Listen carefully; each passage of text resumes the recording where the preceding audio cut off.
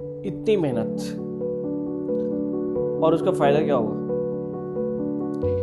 मतलब पूरे साल में एक मैरिज पार्टी अटेंड नहीं की मैंने,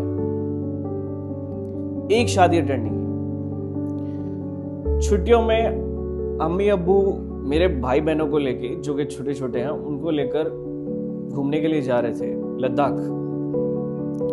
मैं आधे रास्ते से लौट के आ गया, और उसके बावजूद जब मैंने अपना स्कोर देखा, इतनी मेहनत करने के बाद भी अगर ये स्कोर है तो फिर फायदा क्या हुआ पढ़ के? कोई मतलब ही नहीं था उसका। दोस्तों, ये जो फीलिंग है हमारी, हम उसके बारे में बात करेंगे कि इतनी मेहनत करने के बाद, इतने सेक्रीफाइस करने के बाद मेरा रिजल्ट क्यों नहीं आ रहा है। दो पार्ट में हम इसको समझेंगे। पहली चीज होती है हमारी सेल्फ टॉक, हमारा नेगेटिव बिहेवियर।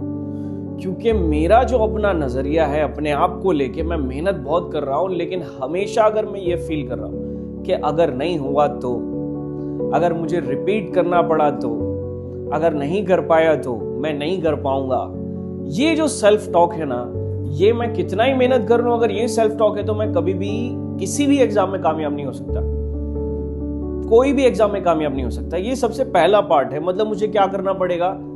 पॉजिटिव सोचना पड़ेगा, पॉजिटिव लोगों के साथ उठना बैठना पड़ेगा, नेगेटिव लोगों को छोड़ना पड़ेगा। ये फर्स्ट पार्ट है। दूसरा पार्ट ये है कि जब मैं प्रिपरेशन कर रहा हूं, मुझको चाहिए कि मैं वीकली टेस्ट में विदाउट फेल पार्टिसिपेट करूं। हर एक टेस्ट में मेरा स्कोर जो है वो हर एक टेस्ट में 10 मार्क्स ही सही, लेकिन बढ़ना चाहिए।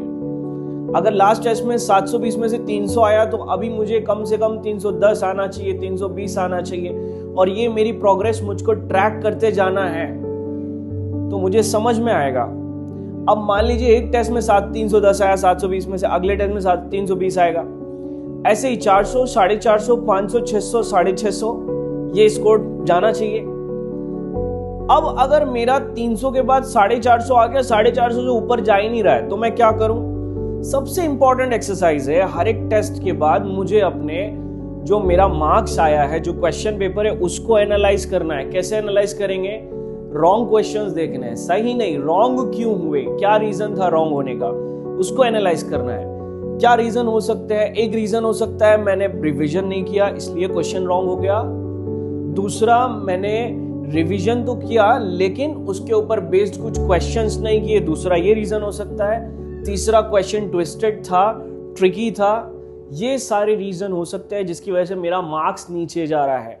हर एक बार अगर मैं एनालाइज करूंगा तो मुझे ये चीज समझ में आएगी।